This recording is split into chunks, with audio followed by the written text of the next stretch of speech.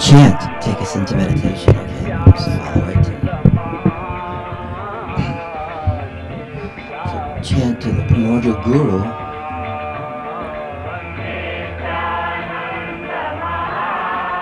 as the light of awareness.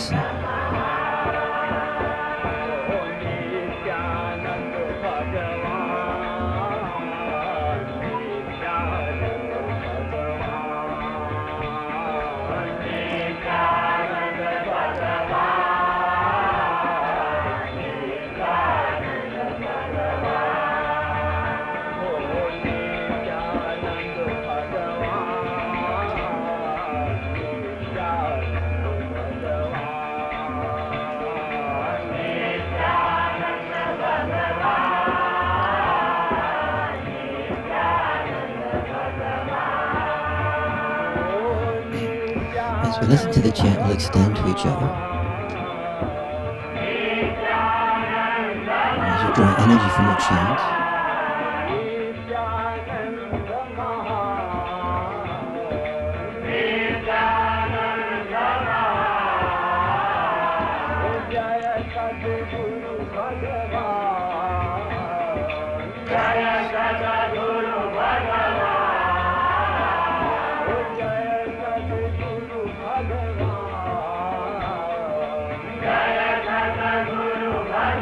and we'll extend to all our ancestors and friends.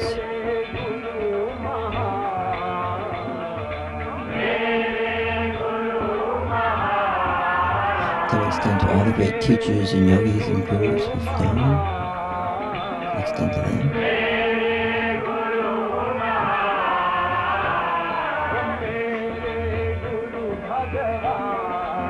We extend to all the different traditions we participate in, themselves being fields of knowledge, information, and light, and they mix in our bodies and become universal people.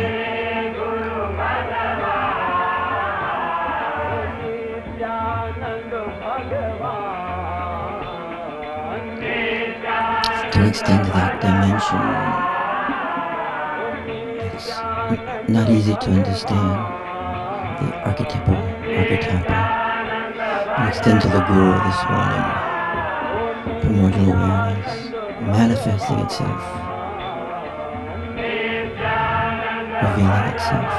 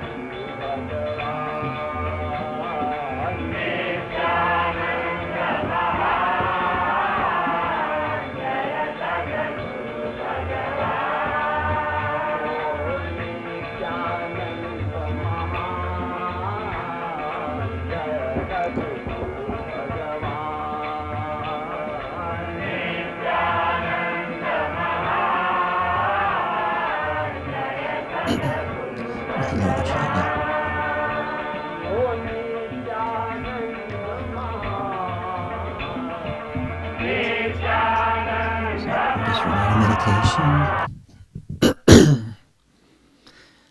Glad to be back.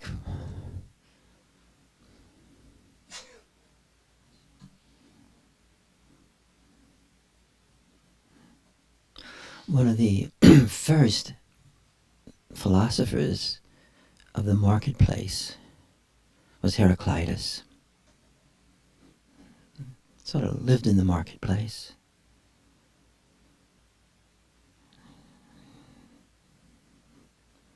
In the early days of Greece. And you walk in the marketplace and say, absolute oneness, and absolute manyness. And manyness in the oneness, and oneness in the manyness.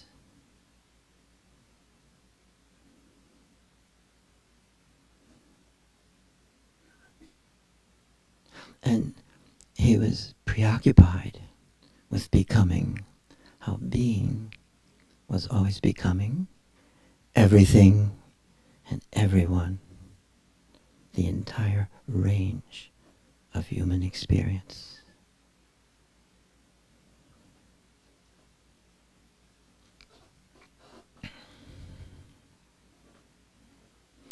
He also understood what later Dzogchen masters would understand, Kazmi-Shaivistic masters, that although we're one knower, we have two modes of knowingness that actually allow us to experience exactly that. Oneness and manyness. Sameness and difference. Duality and non-duality simultaneously, because that's what this place is. That's this world. And sure enough, since we are of this world, our knowingness allows us to naturally know both these dimensions simultaneously. Naturally.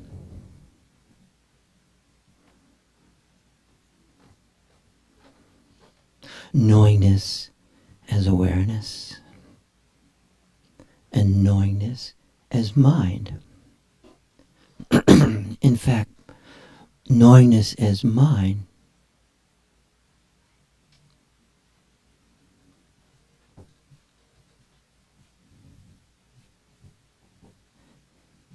is awareness knowing manyness, knowing difference. It's the very same awareness. What is not awareness? It's the very same awareness knowing differences. Knowing me and you, this and that, us and them, these and those.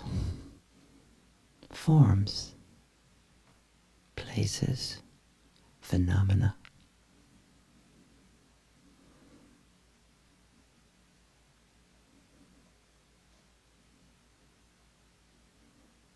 And then there's this awareness, knowing itself,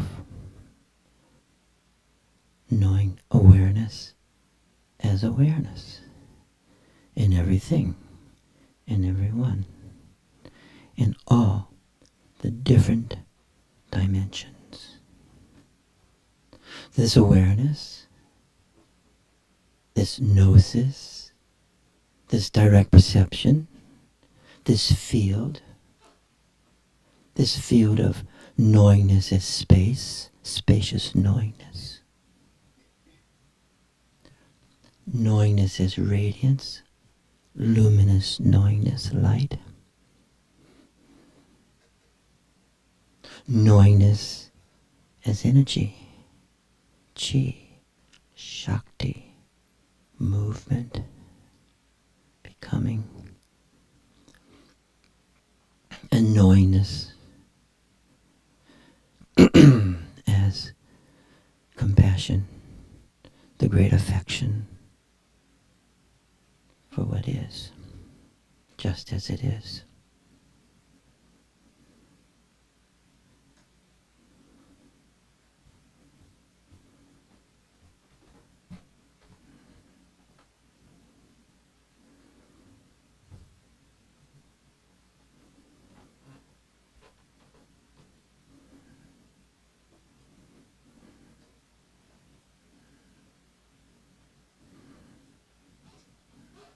paradoxically, sometimes for us to enter the knowingness, initially at least,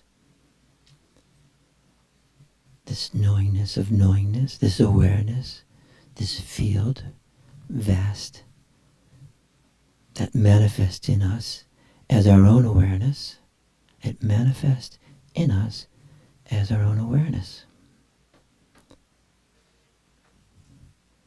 So sometimes we pause our mind because we can so easily be completely located in our mind that that awareness is foreclosed. We sort of split it off. We dissociate from it. So to get back to root, to source, to innateness, we suspend our mind temporarily. We pause. It's a pause. We pause. And then the awareness, which is in the mind, experiences its own self.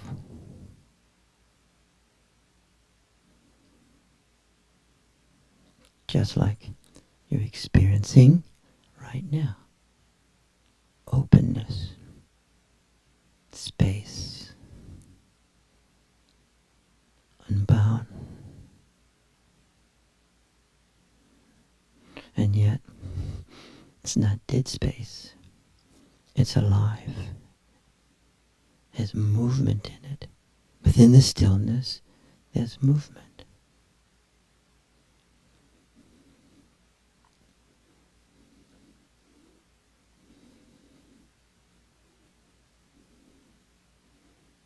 And amazingly, as we enter this awareness, we experience that this awareness, our very own awareness, our self as this awareness, this formless field, that in fact it is a field. It goes beyond our bodies. That's why when we practice extension, we're sort of jumping into what already is. We're picking the movement of this vast awareness in everything. So as we extend, we're entering that which is. Let's do it again right now.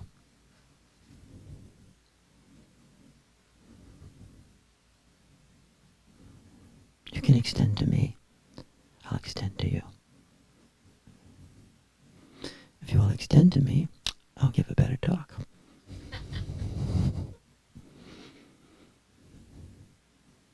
So, the body is the medium of this awareness. The body is the medium of this field. Embodiment.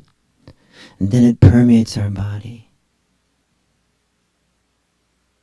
And we feel the embodiment of this awareness. This space, this light, this energy, this vitalness, this Shakti, this knowingness, this direct knowingness.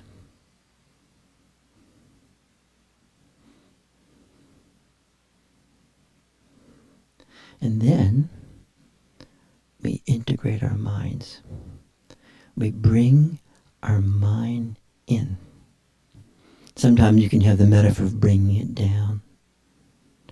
Then we begin to experience the natural union of mind and awareness. The natural oneness of mind and awareness. Then this field infuses our mind, enlightens our mind. That's what enlightenment is. The field enlightening our mind. More light, as Goethe said as he was dying. More light. Then this energy, this light, infuses our mind. And then we experience non-duality within the duality around us. All the differences, infinite differences, infinite me and yous, us's. Naturally. No big deal. Oneness in the manyness. Can you feel it now? Are you there now?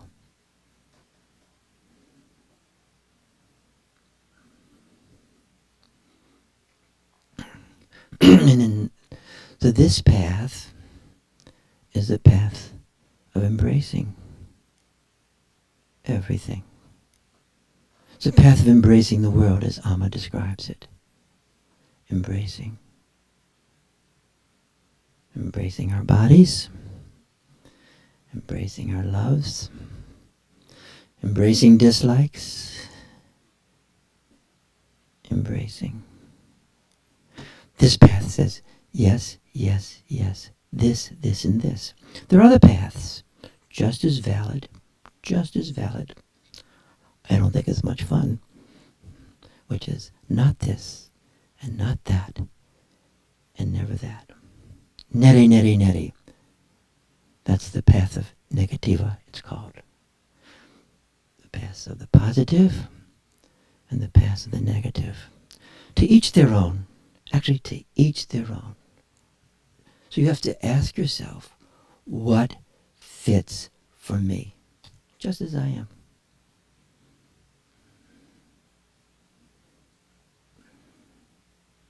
Both valid. Both work.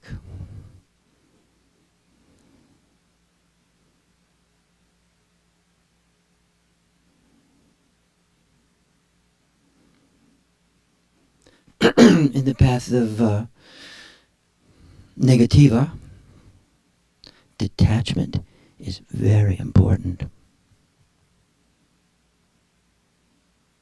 Detachment from self, no self. Detachment from body. Detachment from others. Detachment.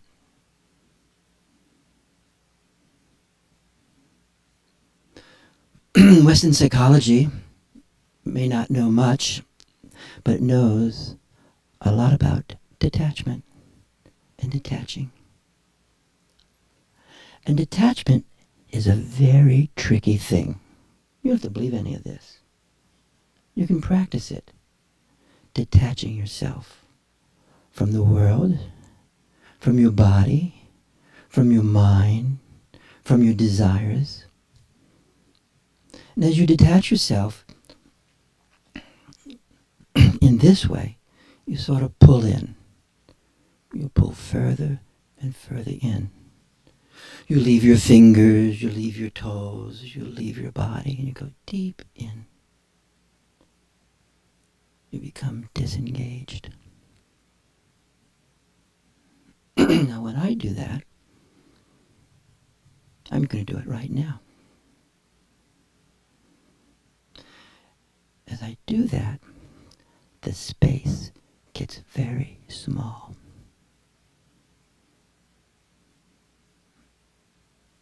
And as I do that detachment,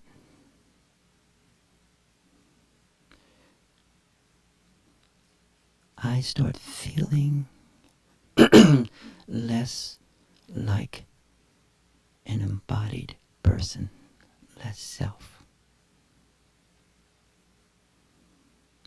As I start feeling less embodied, dissociative, you, for me, feel less here. You feel very far away. Sometimes it's a good thing. But as a habit, So then as I'm staying in this state, I start to feel unreal. I start to feel unreal. And as I start to feel unreal, you start to feel unreal. And this world feels unreal. It's totally valid to feel this world is unreal. Your sense of self is unreal. Your desires are unreal, except at lunch.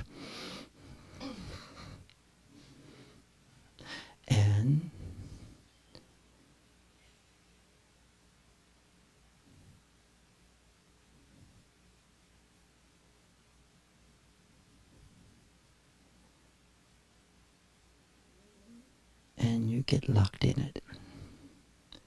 And then you can't get out. Do you have that feeling? You then can't get out. You're locked in it.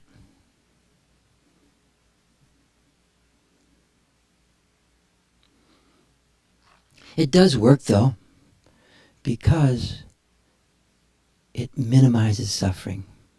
It actually works. It minimizes suffering. You're not so much bothered by the crowds, the marketplace. You're not bugged. And you don't suffer the loss of love. That's the fantastic thing about it. You don't suffer the loss of love.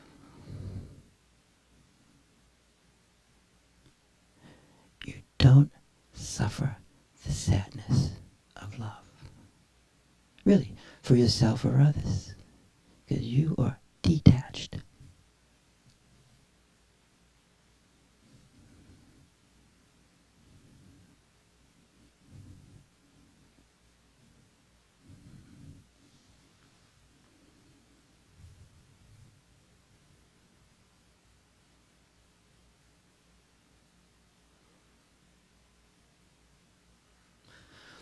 I don't like this state. I think I'm going to come back. Come back into my body. Phew, feels better. I'm coming back into the room. I'm coming back into this field. I'm coming back into oneness. I am. As the Dakini said to Durjam Lingpa, you and I indivisible.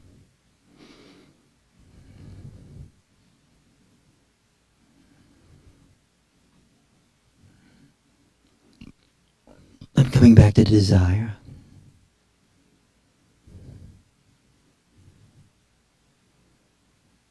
I'm coming back to creativity, creativeness.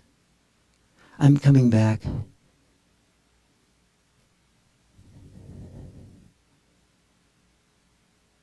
into the validity of appearance, the validity of experience, the whole range. Love, hate, kindness, meanness.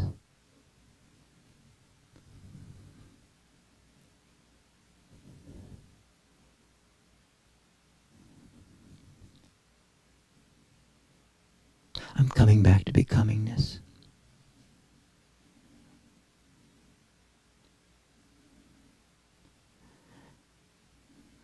I'm coming back to the great affection, which is the great compassion.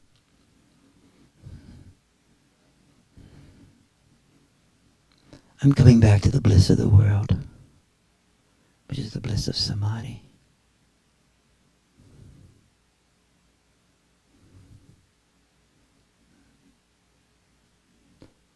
I'm coming back to sadness, which is a form of love.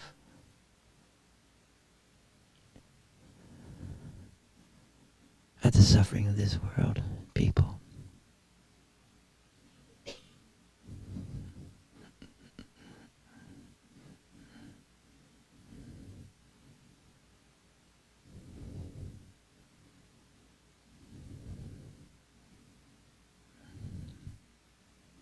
There is a form of detachment, but detachment is really not the right word. It's but there is a form of spaciousness, because awareness is spaciousness.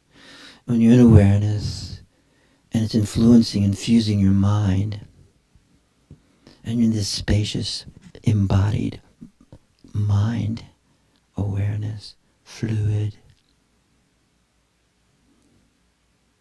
that is fun. There's bliss to it. And you experience everything and anything. And it flows through you, through us. But we do experience it.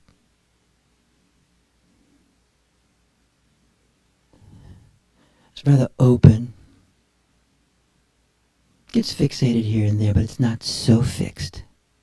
It's not so tight. And you feel the actuality of this world. You feel the validity of experience. You feel the power of love. You feel the attachment of bondedness, of companionship.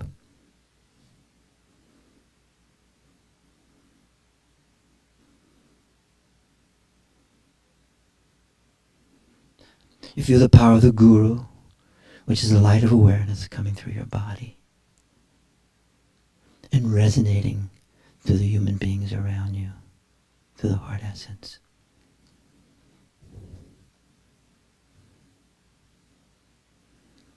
And you feel the bliss of oneness.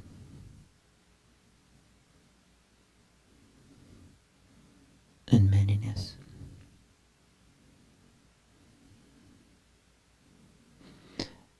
And you like being here. You actually like being here. And in fact, you don't want to leave. But if you're going to leave, you have confidence because of the power of timeless awareness, which is oneness, that you will come again. Sort of like Jesus, right? He'll come again. Because in timeless awareness, when you're in timeless awareness, in time,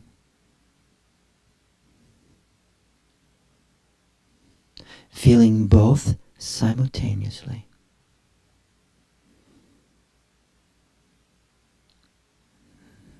then that word, it sounds so mysterious, reincarnation, has complete experiential possibility.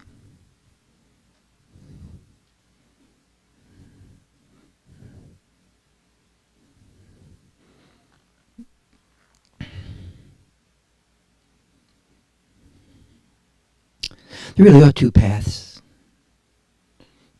Scholars write about them. They're found in every religion. They're often considered heroes, the masters of the via negativity. And in a particular time, a particular place, it was the only option. Democracy itself is an amazing phenomenon. It's so much more than political. It's actually manifesting itself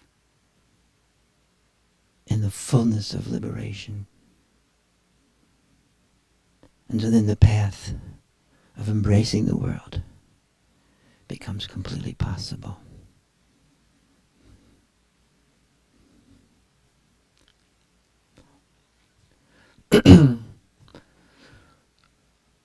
I have my own, what I like. Just mine. I like it. I have my own mind. I have my own opinions. You should have your own mind and your own opinions. And think what path you want to take.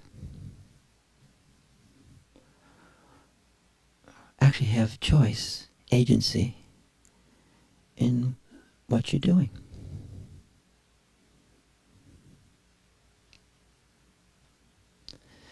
So with that, I'm going to end reading a text this morning. I like these sort of things. And the text I'm going to read is a Dakini text. It's called The Practice of Segamukta, the Lion-Headed Dakini. She's very fierce. The path of embracing the world is also the path of the Bhagavad Gita. And it's a warrior path. It's a warrior path. And it's a path of protection. And it's a path where not so much begging for help, but invoking the archetypical energies in your own body and your own self.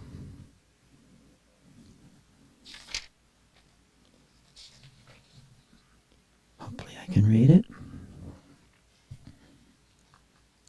In the space in front is the Guru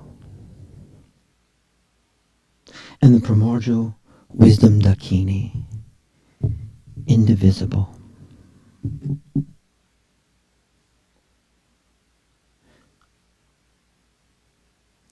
The united essential nature of refuge, Namo. So taking refuge in the primordial Guru and the Dakini, Gnosis. To the primordial wisdom Dakini, self-pure awareness. So the Dakini is awareness. And without separation, I go for refuge.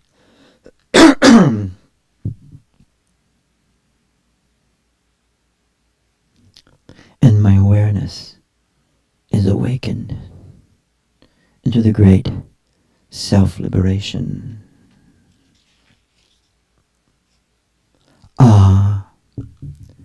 In the original pure, deep, clear, luminous Dakini, I embrace, that takes boldness, I embrace the direct perception of the Dharmata. That's the truth of beingness. And I offer this increasing experience of appearances. And I know that by reaching this experience of pure awareness, I'll experience everything dissolving into this awareness. So I invoke you to turn the wheel of Dharma to the present time, not the past. And I invoke you to remain in the great transparent body, the transference body. That is the body that goes life after life and death after death. And I dedicate all accumulated virtue into this seer SPHRE of luminosity.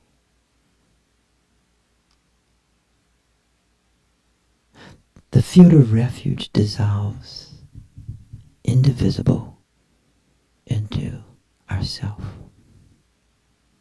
So all that energy comes into us.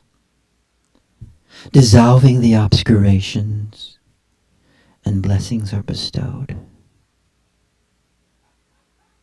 Generating the deity. And so from the realm of this non-conceptual emptiness, this openness, arises a throne, a lotus sun, and 8 types of demonic forces. So at this moment the text is saying everything wonderful is arising simultaneously with the demonic forces.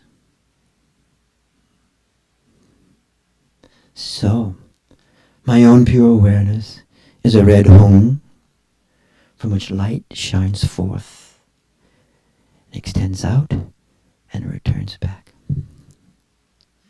And so I become the demon subduing fierce mother, the protector, the lion face Dakini. Red, black, dark, luminous darkness, fiercely wrathful, with a terrifying gaze and body. And from this upwardly swirling mane of energetic, small lines emanate forth. My two hands hold a curved knife and a skull cup filled with blood, energy. In the crook of my left arm, there's a stick that I'm leaning on.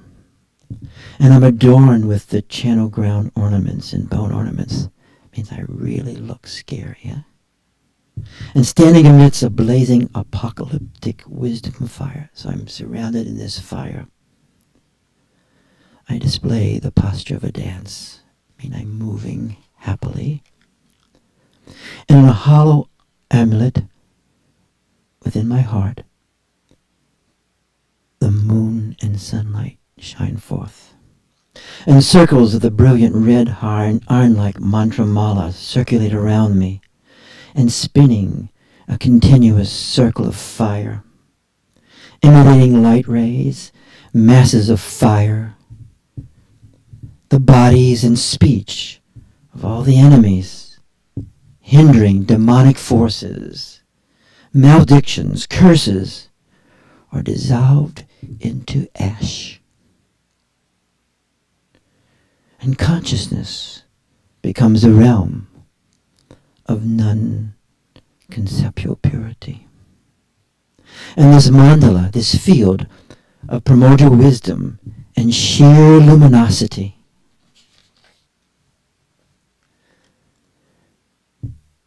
and so the syllables arise from within me of this fierce mother, this creativity. It's like a shock of a meteor storm, thunder, lightning. Aka, sama, rasa, sada, rasa, mara, yat, pat. This is the only mantra you need for protection, to reverse or destroy terrible energies. This annihilates maledictions, curses, demonic energies of this universe. You can embrace that.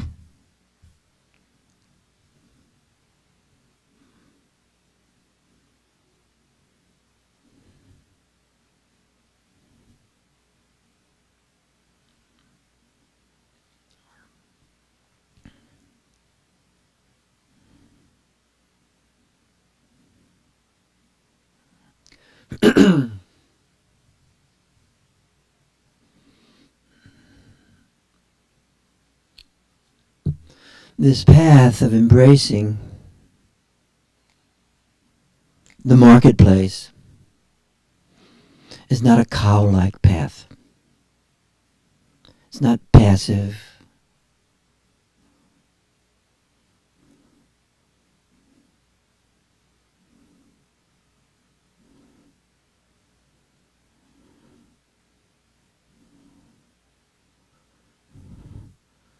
It doesn't beg for help. It's evocative and embraces protection for our own self and the innocence of the world. We'll meditate now on this line-faced goddess, which is the power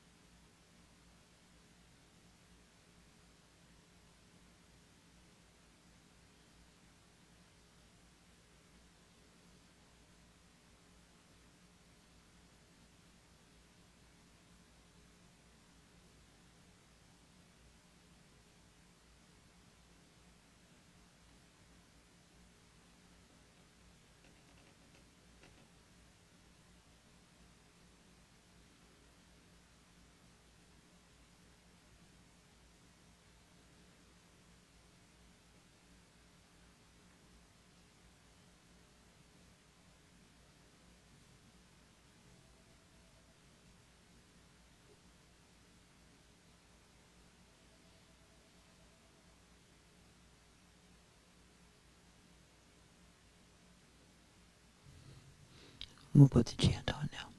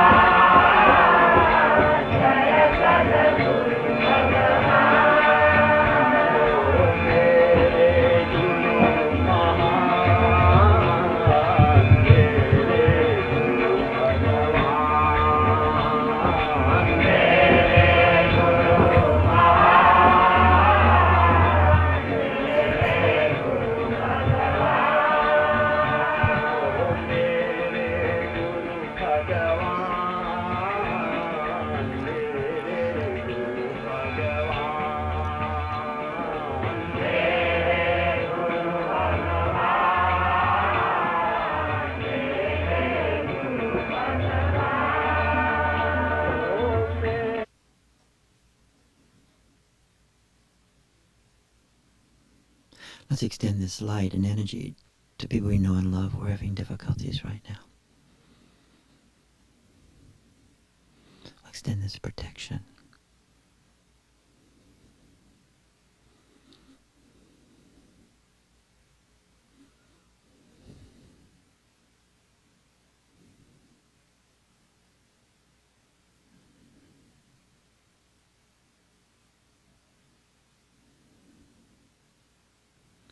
I'm going to read some quotes to you. Dusha Rinpoche, the great Dzogchen master, Nyingma master, would say, the Buddha, in fact in his the Nundro practice that he wrote, the Buddha is nowness, and nowness is the Buddha.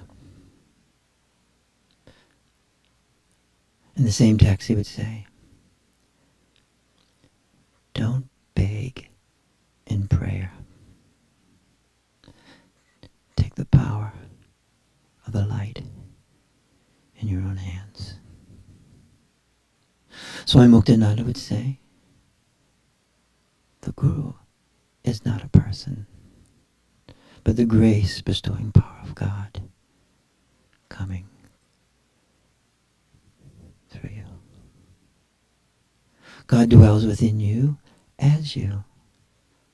Someone asked, deep in me? No, as you. As you. Body, mind, awareness.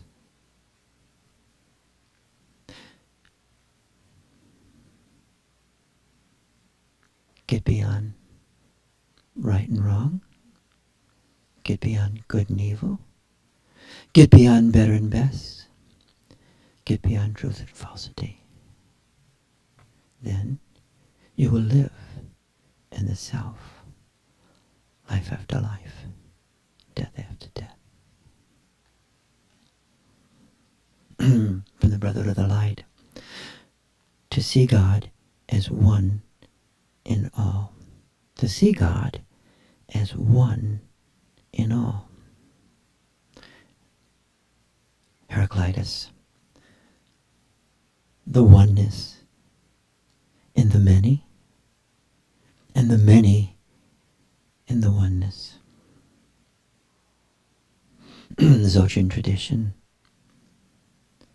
timeless awareness in time. Time in timeless awareness. Shaivism. Non-duality within duality. And duality within non-duality. With that, rub our hands together. Place it in our hearts. If you want, you can stay and meditate to 9 o'clock this morning. There's also refreshments upstairs. And probably in another couple of weeks, we'll be getting back online with Zoom. And it's inexpensive and it's very usable. And we're getting the programs back, including Saturday mornings and Friday mornings and Wednesday. And also, as we know, we're not doing the daily meditation, but there is a daily meditation now being done, and if you want to sign up for that, you can. Many people who were doing the morning meditation are now leading it themselves, which is really great, and it's really powerful. And you can you can join that if you wish. And also, if you do join it, then you can take part in leading it. So I'd like to think about you for coming today. Summertime, so great. And we'll see you all next week. And all these programs are still being recorded, and they are on the website.